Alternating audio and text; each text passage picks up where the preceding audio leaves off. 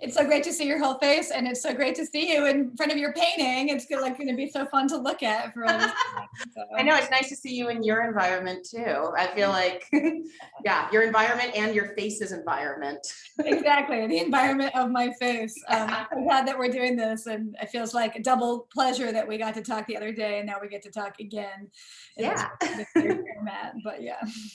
No, definitely. Yeah, I mean, I'm so excited to have a chance to chat with you, and especially since like this book is out and, you know, on everyone's mind. I think I said to you the other day that my wife and I, we have like this little like love seat couch, and we're just like, our weekends are just like us both reading this book, both reading On Freedom, like back to back, and we're like, this is adorable. It really is. It sounds fantastic. I love it. It's beautiful. And I'm so glad that anybody is on a love seat reading. Like, it just sounds like heaven or something. It is actually, like, it's pretty ideal. And she can't get out of it because she's so pregnant that she's a captive audience for the book. You know, I was really struck when we were talking the other day about, you know, in thinking about these two scenes of your painting, like the scene of the studio and of the body and of you know, with the tools in hand, and then you're describing, you know, being on your phone at home and doing the things that you do with trying different patterns or things out, you know, in computer programs on and looking at the painting at home. And I thought it was so fascinating as a kind of just as so many people have been working at home now, and some, you know, and this kind of idea of, and also about to have a baby, which tends to tie one to the home in different ways. I was just really interested in hearing more about how the kind of domestic scene, like Ars Domestica, you know, and the studio practice, you know, how you think of them together. You know? Yeah, I mean, it's funny too, because for most of the first half of the pandemic so far, I've been working from a studio that was just right behind my house. So it's interesting because when I work from home, I feel like I actually get way more work done and way more sort of away from the studio time accomplished. Mm-hmm. But when I have my studio off site, which I've had since January of this year, I have only so much that I have like the ability to be in my studio before I kind of have like the whole domestic and human life take over. But I do have this kind of bad habit of taking my work home with me, in the sense that, yeah, because a lot of my painting practice is done physically and on the spot, and not with sketches or preparation. But then there's this whole other component of the paintings, which happens about halfway through beginning the painting. And that is where suddenly the sort of labor of planning and of strategy comes in. And that's when I bring the painting into the computer and work on Illustrator. Or sometimes just, I think nowadays artists, like, we all take photos of our paintings, and that's like another way of looking. It's like, and it's a completely different way of looking at your painting, because it's a consistent scale and it's flattened, and some of the material concerns kind of get stripped away, and it becomes more about the image. So I think it's a very different thinking process when I'm looking at a screen, because suddenly it's more about image, and the scale of my body gets completely eliminated. But I do think that bringing that into then my home environment, and I mean, one of the things I do love doing at home too is this drawing practice that I have. And that's something that I like because I can take it around with me, but then it's like the sort of like ambient world that surrounds you outside of the studio gets to enter into the work. And I find that that's, I don't know, I think that being in the studio is such a, you know, such a privileged time that you can have, but it's also, it's not always the total function of being an artist is being in the studio. Like, I think actually a lot of my best ideas come from like driving around town, or, you know, sitting at home watching TV and kind of like half thinking about a painting. Yeah, that makes a lot of sense. And I mean, I think one of the pandemic's strange, I wouldn't go so far as to say gifts, I would just say that you know, I feel like it's gone on long enough that I've had like 2 or 3 different modes to try on in terms of like working, and it's given this kind of laboratory of really thinking like, what works, what doesn't work, what's impossible, you know, like at what level does the interruption become just that nothing can happen, you know, and Right. how much interruption can one tolerate, and you know, and it's, yeah, it's been very interesting. Yeah, because there's so much, I mean, there's so much focus, I think, in our practice that you have to place this. It's sort of like undivided attention, but it's also an undivided attention that needs to be sort of influenced by a lot of distractions and a lot of the outside world. And, Yeah. and so it's this strange sort of place that you need to find yourself in, where you can have a long stretch of time, but it's not like we live in, you know, some magical bubble where we are not influenced by like what happened on the way to the studio or what happened on the way to sitting down and writing. And with writing, there's this kind of, you know, tragedy, which is that the machine that you write on has become the machine that holds all the distraction, you know. Right. And it's a very strange, I mean, because it kind of like, if I'd had a different art, it could have been like, it just, the alliance of those two things has been I've just thought about how strange it is. However, I was remembering the other day, before there was an internet and I lived in New York, that I lived for a long time on the Lower East Side on Orchard Street on a, you know, many floor walk up, and I would work on poems mostly, because I wrote more poems then, and then I would run down to the mailbox, you know, many stairs, like 4 or 5 times a day, just to see if it had come yet, you know. and it was more exercise than like going to your email inbox, but I was thinking like, oh, you know, this is a kind of thing that we do, Right. you know. Yeah, the sort of like checking in and Yeah. if there's any new updates. I guess it's funny to think about that existing in a more analog time as well.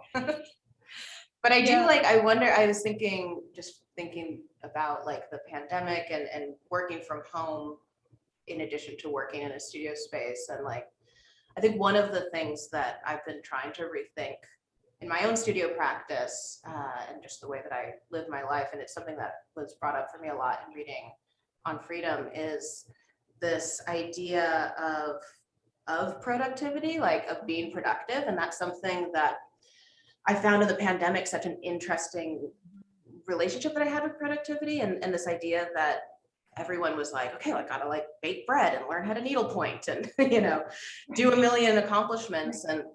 And I think in a studio practice, it's one of the things that is so, I think, hard for a loved one that sees you spending time in the studio and spending time away from, you know, things that need to get done in the home, which you do talk about in the book too, but that there's a lot of time that you spend in the studio that seems like counterproductive or unproductive, or just kind of like you're messing around, fooling around. And like, there is also all these elements of sort of failure that happen in the studio that actually lead to something that could be called productive. But I don't know, I've been wondering like how you've been thinking about this idea of being productive, because I think there's such an emphasis on that, of like having progress and productivity, and that actually could be, I think in many ways, it can oftentimes be sort of counterproductive, I guess, to still center it on productivity. Yeah, I mean, I think I was kind of lucky. I mean, I'm sure a lot of artists are like this, but I feel like I was kind of lucky in that when I look back on like my 20s and even my 30s to some extent, I think my main kind of psychological problem or struggle was like what to do with my energy, you know, like I had like a lot of energy, and it was really like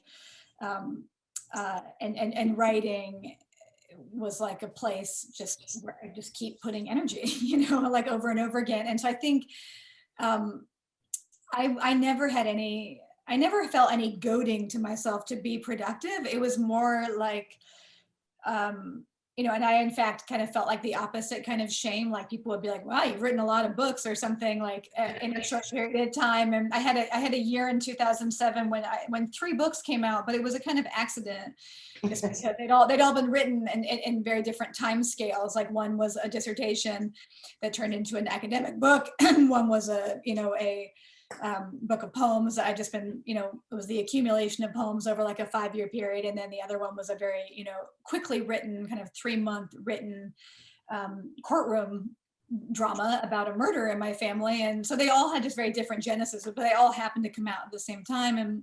But I think I started to get like an opposite feeling, which was like, like I felt some shame associated with like hyper productivity. And I wanted to make sure that everything I was, Eileen Miles, who was a mentor of mine, they always used to say, just like, kind of with some pride, like that they'd never written a bad book, which I think is true. And I think I always thought, oh my God, like, would you know if you wrote a bad book? Like, how would you know? Like, and now I feel like I got over the productivity hump, like where I don't care. I mean, I care if I never write a book again, but I don't really care. Like, I just, I don't, I want to think about the things I want to do, but I feel very, I want to like, I know there's no book without a problem, so you have to wait till the problem presents itself, and you can't rush it. I'm not going to like try and write a sonnet or a sestina just for like the fuck of it, like every day. Like, I don't know. I mean, I'm curious as to how you feel about that with paintings, because. Yeah, I mean, I think that there is so much, I guess I've been trying to reorient my thinking away from sort of the end product and thinking much more through like process, and that process has to fold in many layers of things that would maybe look like a sort of linear like trajectory, but that there's also a lot of moments that are, steps backwards or sideways, and that actually like a studio practice is one that is kind of non-linear, and it's one that includes a lot of things that you maybe don't even know how it's going to be helpful, or maybe it's not even helpful for like that body of work, but it's helpful like 10 years from now for a body of work. And so I guess sort of like leaving room for that sense of experimentation, and that sort of sense of not heading towards a goal. I mean, I think you talk in the book some about this idea of like the mystery of making, and that's been something that that I've been,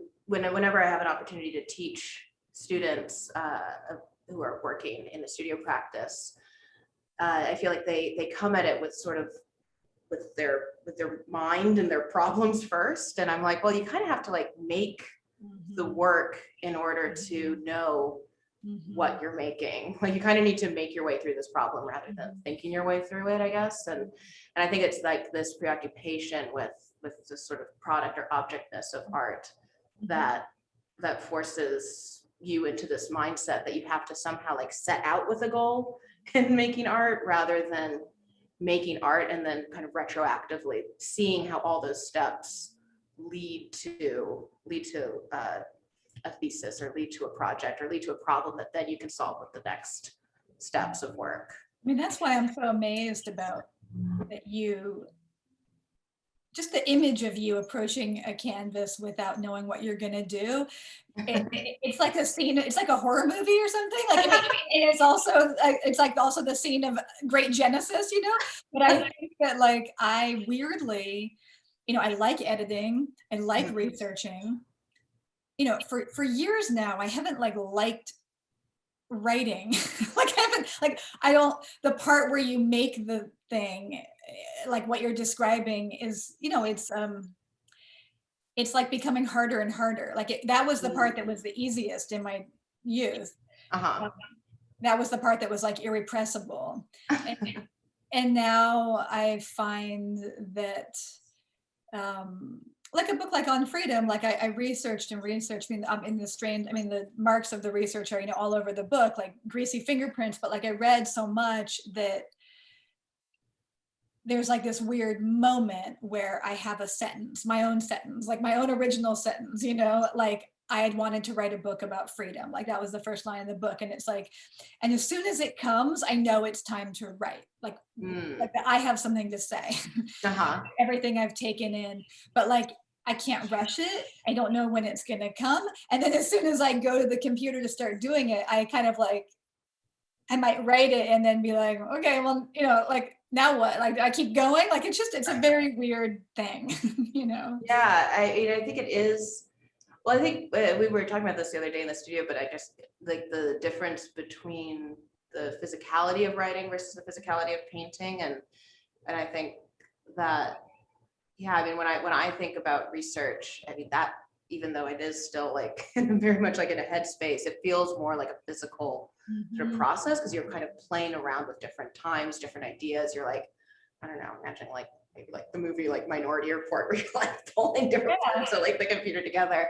And for me, I mean, that happens in a painting process, and that's why coming to a blank canvas is like my greatest joy, because it's like, I don't know, it feels like anything's possible. It's like, it doesn't have to be anything. Like, I guess I'm sort of like in that Eileen Miles mindset of just being like, yeah, it's all going to be great. Like, it's all going to be good. Whatever makes it going to be good, because it's not trying to be anything in the past, or it's not trying to be anything in the future. It just is what it is. And then it's sort of my responsibility to the painting to be present with what's actually happening instead of what I want to have happen in the painting. And so it's just always moving towards whatever end it needs to be, rather than an end that I want it to be. So it's kind of like the painting can never fail, because it's never trying to be anything. There's sort of no desire or expectation with it. And anytime I try to latch on to one, it ends up just failing immediately. And and then that's interesting. But for me, the hump is really sort of in the middle of a painting. I think about painting as sort of setting up a series of problems or puzzles that then need to be solved. So there's always this frustration in the middle of a painting. And that's sort of when I guess that's kind of maybe when the idea starts to form, or there's something that I find interesting that's happening in the work. And then it's sort of the struggle of being like, how do I overcome the hump of this painting?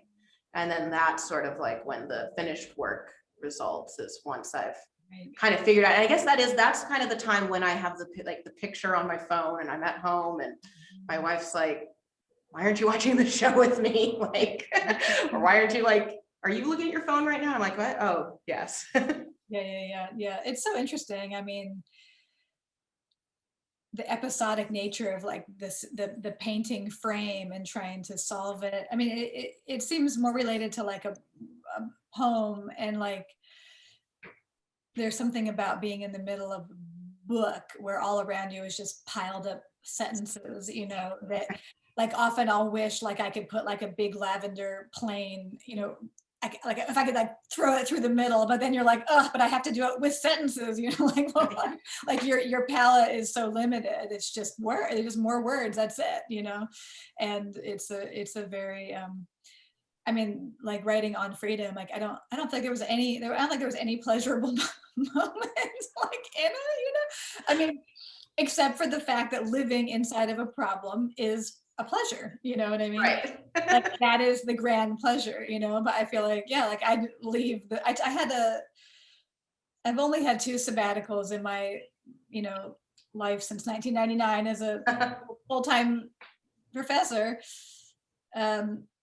I guess I wasn't quite full-time in 1999, but the 2 I had, one I had a baby during, and didn't apply for maternity leave. I just took the leave, and it just happened to correspond with having the baby. So that was great. But then, so the only leave I ever used to work was I took, I guess, I don't know, it was maybe 2019 or something.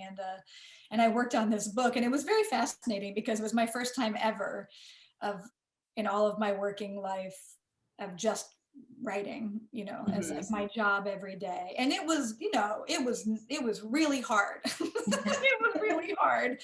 And I'm really grateful I had it, because this book took so much work that it would have taken so much longer to get it done without it. But, it made me think a lot. And I wanted to ask you about this too. We talked about it a little bit the other day, but just about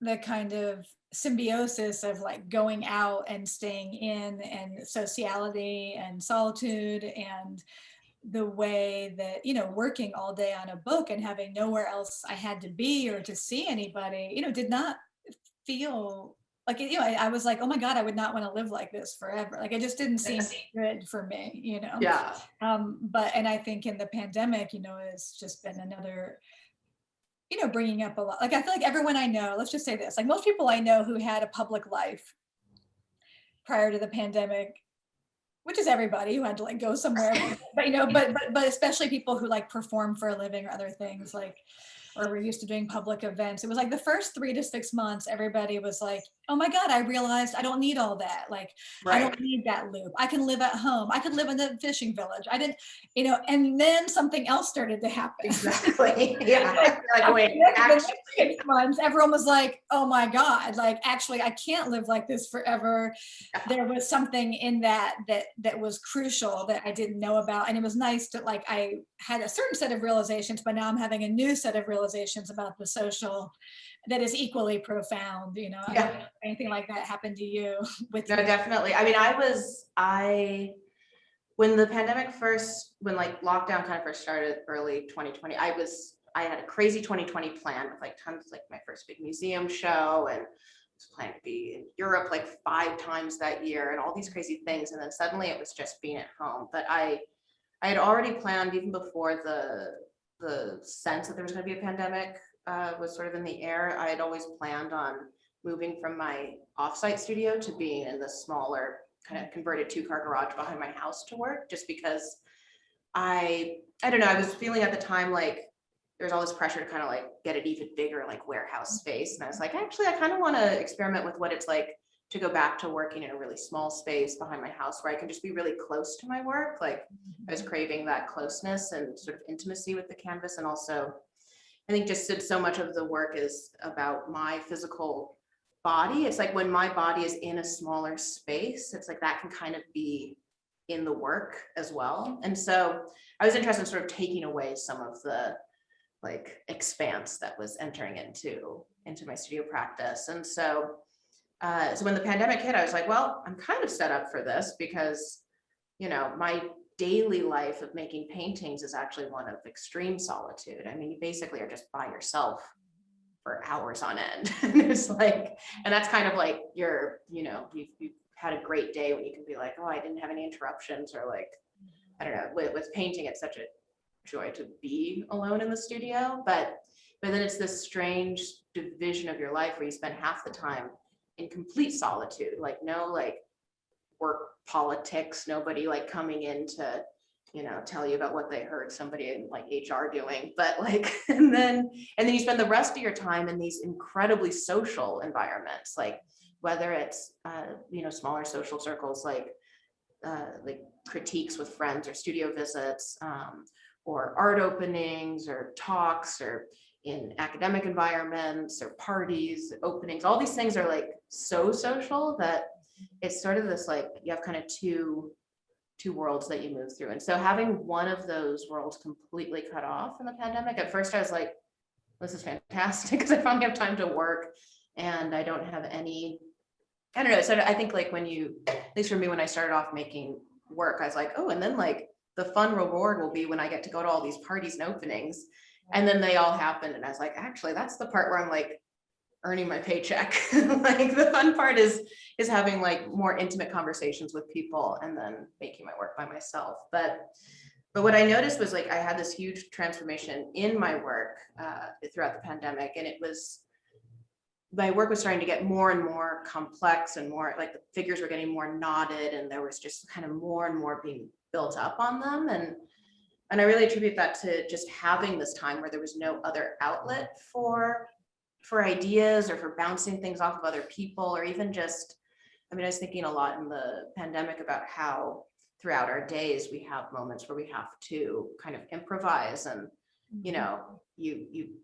you hit like a traffic jam and you're like, maybe I'll take a different route, and that different route you're like, oh, that's a cool little fruit stand, I'm gonna go buy some fruit. Or you run into somebody, and there's all these moments of having to improvise and make decisions on the fly that I feel like keeps your brain kind of active and agile.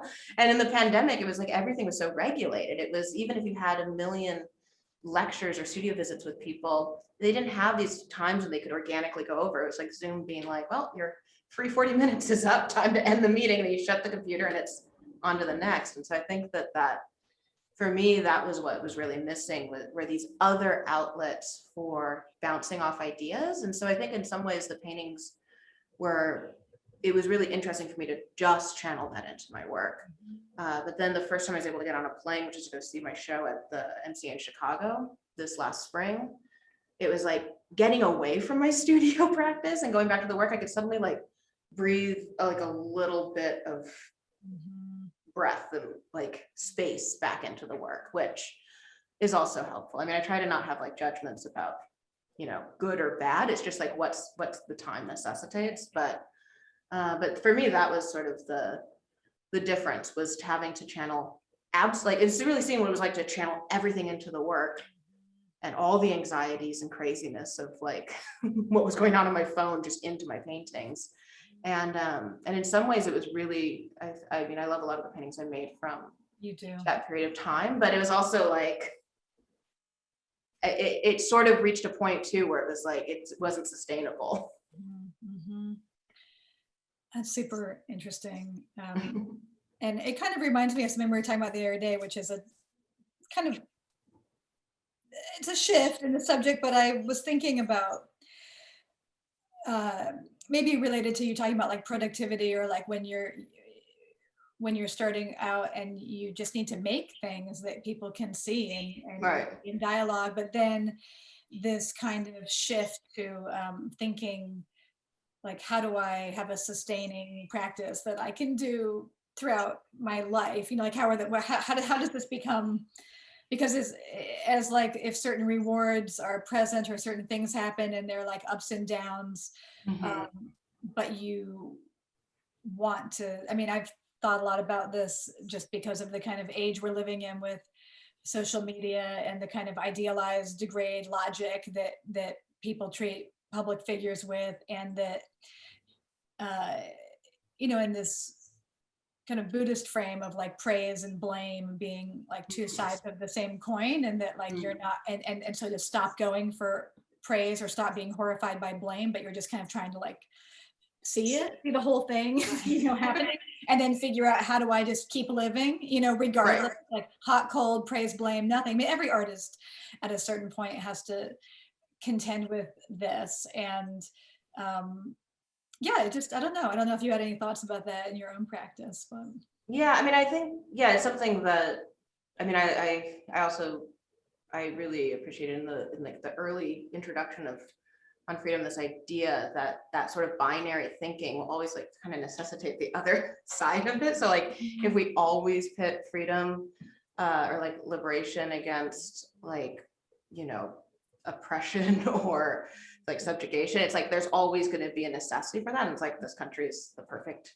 example of that, this like emphasis on freedom and also this foundation on, you know, slavery and incarceration. So it's something that I do always try to, and I think just the way that I've lived my life and some things that were sort of forced on me, like, you know, being in a multiracial body and then being in a queer body and all these things where it's sort of been like a little weary of binary thinking and much more about this sort of ever changing, ever evolving kind of recontextualization of the self. Everything that we do is going to be based on everything that came before us.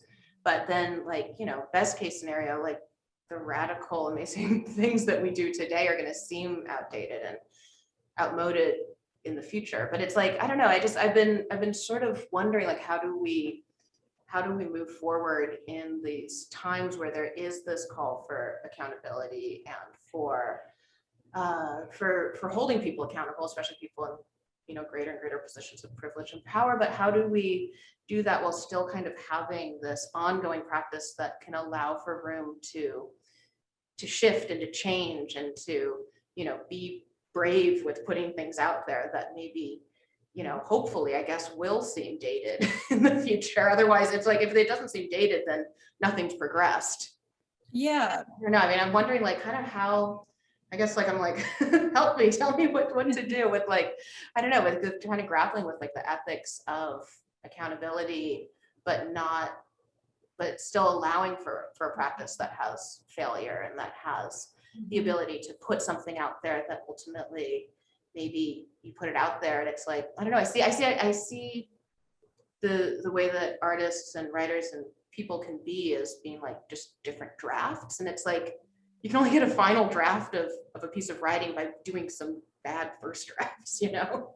But it's like, if we're too afraid to put out that first draft, it's like, how do we ever get to Do you feel like in your own work that there are ethical or like issues about accountability, or do you feel like your own work doesn't, like, is it more like things and people that you see around you that, I mean, with my work, I guess when I think about my own work in relation to that question, like, I feel like what I do is something where I always have a sense of care that I put into my practice, I guess. And I really do try to be as sort of honest and transparent with my own experience as possible. And so for me, the way that I explore issues of identity or race or queerness or gender, they come from a place that aren't, I guess, kind of like using as much sort of stock imagery, or when it's borrowing from sort of like stock or the canon, it's doing so in a way to sort of question it. And so I feel like the best that I can do is try to just be accountable to my own experience and try to be open to the fact that that's going to change as I grow and change. I mean, I feel like that's what I try to hold on to, is this idea that you can, like, to just always kind of check back in with what you're doing and making sure that it's actually like not just lazy or habitual, but it's more that you're actually staying present with your own practice and experiences. yeah, you're either going to make art in your life that matters and that has stakes and that you're committed to and that takes risks and that is brave and that it's honest, or you're not, you know what I mean? And people like, well, when they get, like, I'm not particularly worried about this environment for those people, because everybody has to, like, burn through their obstacles and stay, with their needle in the vein and figure out how to do that. But I feel like, it's more like, I think in teaching students is where I see when people haven't become themselves or done that kind of like trial by fire, where they seem the most paralyzed and worried. And I think in some ways, some of the like cancel culture stuff might just be like it's today's version of what can feel like the obstacle, whereas in a different moment it might have been like shame about who you are, or it might have been something else, but like right. now there's this and then it's amplified because people are worried about the scale of social media, which I do think is a larger than life, like it's a larger than our scale problem that people are like, we're learning with like irons in the fire right now, like how to withstand its burn and what it does to like a proper name, like your name or like your life, what it is. But I guess I would just say that there's and we were talking about this before about time and history, and I think that the reason why I say I think you're like already onto it about just like staying close, which reminds me of how you described just your own painting practice of like wanting to be like close with your paintings, is that, I mean, I said to Harry, my partner, the other day, I said, people are all worried about like things they say now. I was like, people are going to look back on all of us for for driving gas cars. And they're going to say, I cannot believe those people thought that they were ethical humans. You know what I mean? What were they doing? They knew, they had all the information about leaving us this hellhole. And that's what they were doing, So to me, I kind of feel like knowing those things, I feel like sometimes I feel like it's, we may be worried about like the wrong things. Yeah. I mean, I do think it's an issue of scale in some ways, like the scale of kind of what you're sort of focusing on while still also doing things that are just clearly a problem environmentally or socially or ethically. Yeah, I mean, I do agree that it's something that I've seen more. It's been interesting to move within the last 10 years from a position of being a graduate student myself to somebody that now is able to come in as a guest lecturer and studio visits with grad students. And I think that is where I sort of see that fear that I myself had, 7 years ago. And it's something that I've been interested kind of maybe more from the perspective of somebody that can facilitate people that are developing their artistic practice as a way to, I don't know, I've noticed an increasing amount of fear in the studio. Maybe it's just because I'm newer to seeing students from the perspective of not being one, but it's not like you're putting the work like, you know, in Times Square. That's maybe problematic. You're trying to workshop it with a group of peers and working professionals. I think that then their fear is that it is in Times Square if somebody writes about it, you know, like in this way. I mean, I think that it's also, I think that, I mean, I kind of try and like hover above it and see like the panic about like ethical goodness and like am I its holder or am I, you know, not its holder? Like to me it's like again, I feel like we all know that we're not, like we all wish we were living more ethically than like we like I just said about the cars, like than we are. And I think there's a kind of, people are they kind of push the panic around on each other, like you're not living ethically, like they keep pushing it around, in some ways in the hopes that if you keep finding enough objects for it, not to say that all complaint doesn't, like there aren't correct, you know, bad objects, but that it, there's a kind of panic underneath it, like as if it will make me all shored up, you know. If you're feeling full of rage or resentment or, you know, murderousness, vindictiveness, whatever it is that is like your assholeness, like it's not going to go away if you just ignore it. Like you have to figure it out, you know, and that is where you get into like the first draft stuff, you know, and it's not, no one really wants to read work by someone who, like when you read work, I don't know if this is true in painting, but like when you read first drafts of writing, there's always this problem where the reader sometimes feels like if they feel like they know more about the writer than the writer knows about themselves, Right. then it's a bad relation, you know, like, and then you're the reader is the diagnoser of the writer, and you don't really want that, you know. You want, like, you can never fully know yourself as the writer, like your unconscious will always horrifyingly be on display. You work on it long enough that you have learned, you know, you have discovered things, and and then you know enough of them that you're kind of moving them around while knowing that there are these blind spots that are part and parcel of, like, that's what makes it art too, you know. But you don't want the reader to feel like you're naive or foolish. Right. I mean, I do think that I had a professor once that was like, you can't hide anything in a painting, like, because it seems like if you're struggling in a painting, that struggle will be the first thing that's seen in a painting, you know, for better or worse. And I was like, oh no. And it is like, it's such a, I mean, that's what I think is so vulnerable about it, is that you're actually, in many ways, like you say, like you are in some ways opaque to yourself in an artistic practice. It's like, it's all out there in ways that you didn't even intend for it to be. Which is why I do think that thinking through making is so important, because then you can kind of be an outsider to yourself when you look back at your work and think about it.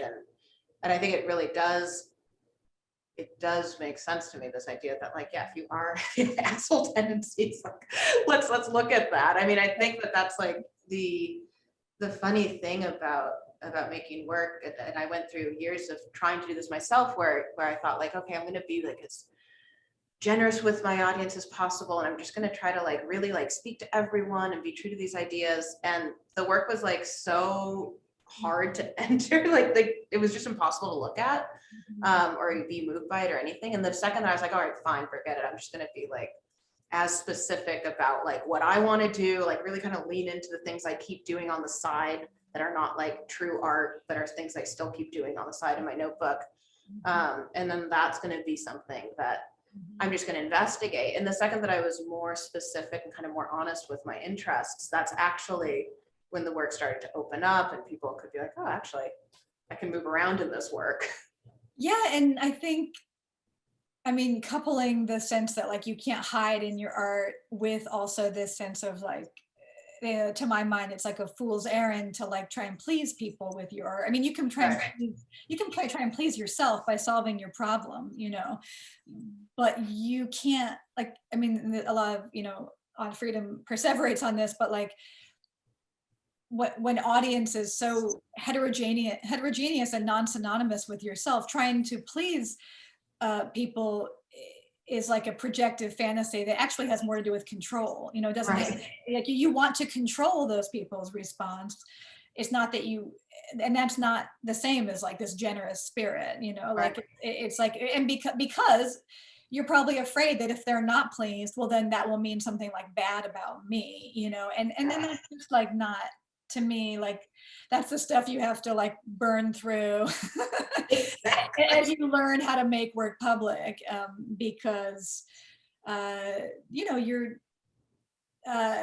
I mean, you probably noticed this too, but you know, in teaching, a lot of times students, and you see this actually with fully grown adult art reviewers and stuff too, they'll be like, oh, I see these paintings of, you know, Christina's, but like, you know, what would it look like if she didn't paint the figure? Or what would it look like if she didn't use that palette? And you're like, well, she does, and that is like there's kind of difficulty with taking the thing on their terms. Like, what would Maggie Nelson's books look like if she dropped the whatever? You're like, what? Like this is the book, and I think like, that kind of, to me, that very lazy form of criticism always has this idea that you know, it's like unable to take the world on its terms, and it's trying to think there could be a more perfect thing if other people were not themselves. Right, exactly. or if their art were a little bit more pleasing to me. And I don't, I mean, I told you the other day, I've been trying to think a lot about what kind of writing about art I want to try and do in the future, because it's kind of what I want to do a lot of next. And, you know, all these questions about like, what does it mean to reckon with the thing in front of you, especially because, as we've also talked about, you know, the thing in front of you is never just the thing in front of you. Like we're not living in this like close reading, new formalism space where there's nothing else on the, you know, and I was actually really wanting to talk to you about that, in the sense that you seem really fluent with using, it's almost like sometimes it feels like preemptive, like you're going to provide this language or these things about your work or yourself, like before someone does it for you. And then there's a kind of interesting move between like the things you said about the paintings and where they come from, and then what the paintings do. I don't know. And I also wonder how you think about that. Like, do you feel like, is it like a pleasure to try and think about how do I want, like what kind of linguistic discourse do I want to accompany this work? Or does it feel like, you know, that you're just working a trap you're in and you have to provide like the best language to describe the trap, you know? Right. I mean, I do think it's one of those things where it's like, if you just kind of are like, I don't want to engage with the language part at all, somebody will engage with the language part. So maybe you should put a little bit of yourself into it. But I also, I mean, I sometimes push back when, you know, when somebody's like, oh, well, why don't you provide writing about your work? And I'm like, well, I don't know, because I paint my work. There's a reason why I don't write my ideas. I paint them. It's because I'm actually, you know, I feel like I have like shortcomings as a writer compared to the way that I've been able to address ideas through painting. And so sometimes I do think it's like, I don't know, leave it to somebody who actually does that as their total kind of occupation. But I don't know. I mean, it is challenging though, because when you make work, it ultimately does need to exist on its own as a work of art and out of the context of yourself. I mean, I think that's sort of the tricky thing right now, is that there is so much contextualizing art with the maker, and social media again is kind of to blame. I mean, there's like everybody that knows my paintings. I mean, like not everybody, but a lot of them know what I look like and what my words are like. And I think that does sort of have this, it kind of interrupts just coming to the work with your own thoughts and ideas. And so one of the things that I do try to do is I even the critiques of my work or the observations of my work that I completely disagree with, I really try to just be open to listening to them, and being like, well, this is how the work is operating to this person. And if it starts to happen again and again, I'm like, well, that's how it's operating to a lot of people. Like, how is that interesting maybe, or how is that something that I need to explore? I mean, I think it's just the same as when you set out making work and you want to do one thing, but you end up always doing this other thing too. And you're like, well, maybe I need to start investigating that other thing. It's like, I think it's like that when you actually are more open and honest with the criticism around your work as well. And be like, well, this is how people are seeing it. So how can I don't know, how is there room for exploring that? And I wonder with, with exhibiting art, but especially as this pertains to you with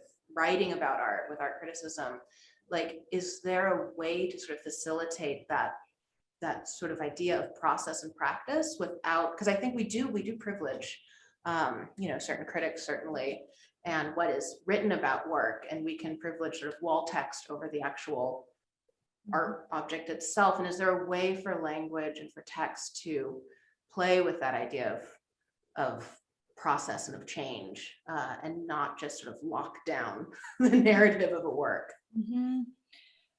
That's so interesting. I mean, I think that it's kind of embarrassing now when I think back to it, but I'll just, now that we're on, Zoom for posterity, I'll just say that when I decided to go back to grad school, I wrote my personal essay, like, hinged around Susan Sontag's question about, like, how do we write criticism in a way that doesn't usurp, the piece of art, and that quote recurs in On Freedom as, like, a question, and I think this question of, like, how to write about things where we don't usurp them in language, it's not just about art, it's also about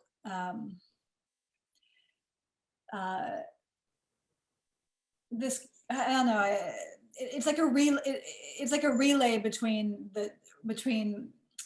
the world and then the words that describe it, and how as I'm saying that, I'm realizing that in my book Bluets, I quote William Gass and his book about the color blue, and I kind of relate it to this gendered discussion he has, where he says at the end of the day, he kind of says, I choose the words, I don't choose, like, the world, and he relates it weirdly to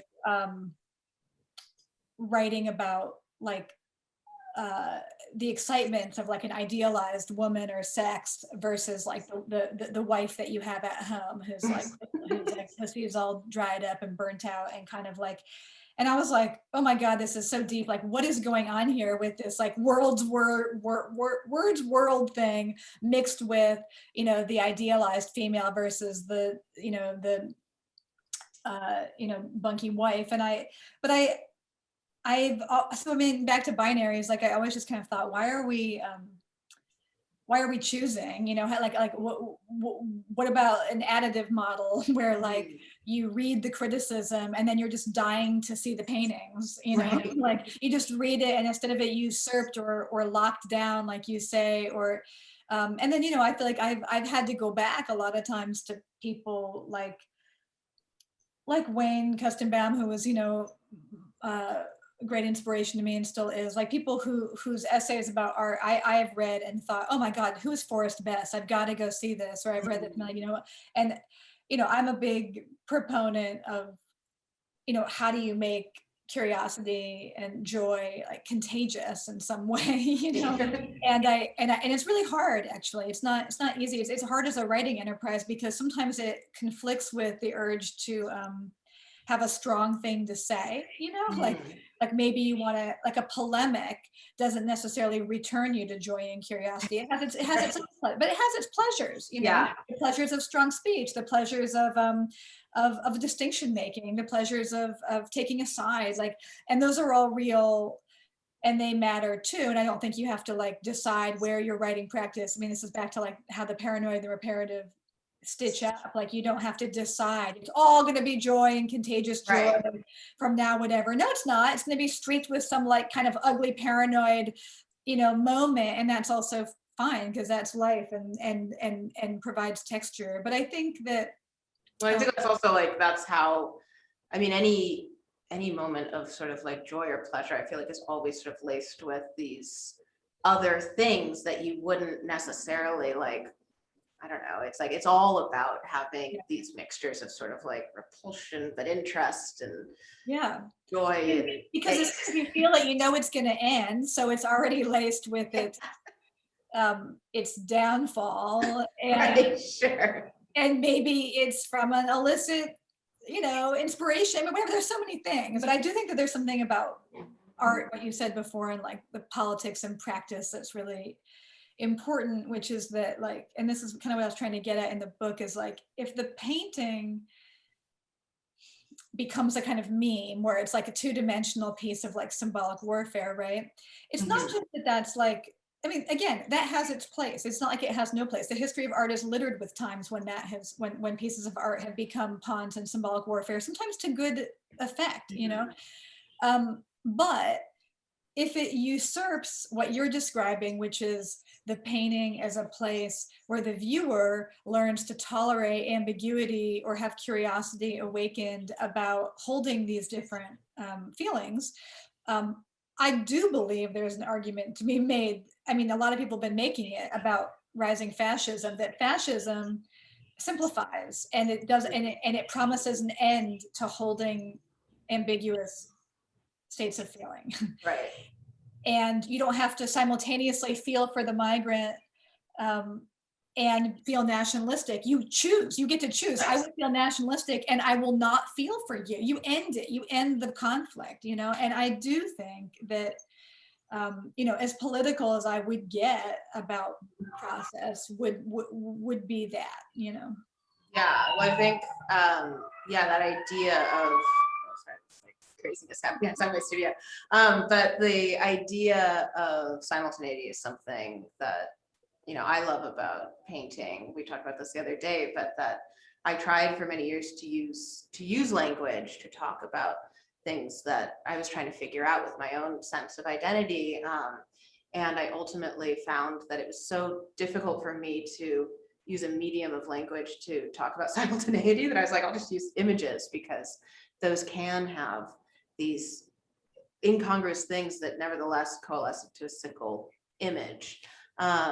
And so, but I was thinking, just as you were saying about, art, needed to step away from the sort of two-dimensional or the sort of, picking a side way of being, that maybe like one of the ways that writing about art can be really helpful and interesting is that we're in a time right now where so much art is experienced on a screen, and that's something that, as a painter, it's like, I know my paintings translate to photographs, but I also know that if you're looking at a photograph of my painting, you're only seeing the image of it. You're not seeing the materiality or the objectness or the scale or anything like that, or your own body in relation to it, because you're really in a different body sense when you're looking at your phone.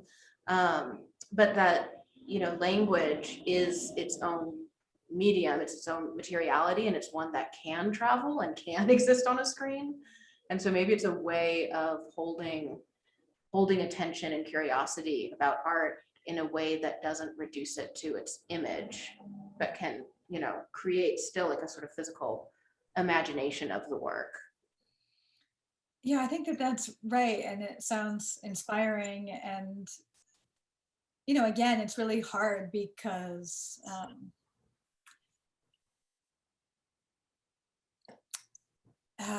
I mean, I'm sure you felt like this a lot when you read writing on your work, like, or even in a conversation like this, although I think we're kind of on the wavelength, so it's not really happening as much, but it's always like the person has their interests. Sure. And then there's the person with your interests, and then you're kind of like seeing, like, and oftentimes you're thinking like, why does this person keep asking me about blankety blank, because you're kind of like, it's not my issue, but you're like getting that it's their issue. And you're I mean, it can be very revealing what, like, sometimes when I read reviews of my shows, I'm like, this is really revealing a lot about the critic. Yeah. Like I'm seeing how they see. Yeah. And then to know, again, not being able to hide, to know that when I write about art, I am bringing my own interests and issues to a painter or an artist who may not share them. And I've done that a bunch of times. And, part of the pain of writing about living artists is that, especially tell you. outspoken people will freely tell you, you know, and that's, it's both painful, but it's also, it's the risk of, you know, the imbrication, and it's worth it, you know, so. Yeah, I mean, I guess, yeah, I do find that we put so much authority in text that's written about work. Like, I think that a lot of times there's this fear of sort of not knowing or not being smart enough in a museum space or a gallery space. Like, and I get it. I'm like, you know, I've been well educated in art for many, many years, and still I will sometimes go into a museum and be like, oh no, I don't get this. I better like run to find like the press release or the wall text so I can understand this, rather than just sort of sitting with that not knowing. And I think I find that like the trouble with writing around work is that we see that as being the sort of like definitive answer, and the work as being something that is more subjective, and like the writing's more objective. And that's where I feel like, yeah, maybe it's about kind of inserting more of the subjective into the writing. And also the wall text, again, with our kind of like politicized and like ethical goodness era, the wall text always tries to like defend and purify the work's intentions. It's always trying to be like, and in this way we see how the world will be healed, and you're like, I don't know about that, you know. Sure, yeah. I think it's a really fine line between like offering ways in and then like domesticating, and you know, museums of course domesticate, but they also you know, offer a place of focus, you know, Right. and that is a problem, you know. Yeah. Well, it's an ongoing problem. Exactly. Well, onward we go. Well, I guess we should wrap it up. Yeah, let's wrap it up. But it was so great chatting with you. Forever, but you know, we will keep talking forever. Yeah, exactly. It's ongoing. And with the baby, so I know the next chat will just be baby stuff. I love it. Let's do it. The most important. Exactly. All right. Well, thank you so much, Maggie. It's great chatting with you. You too. All right, bye. Bye.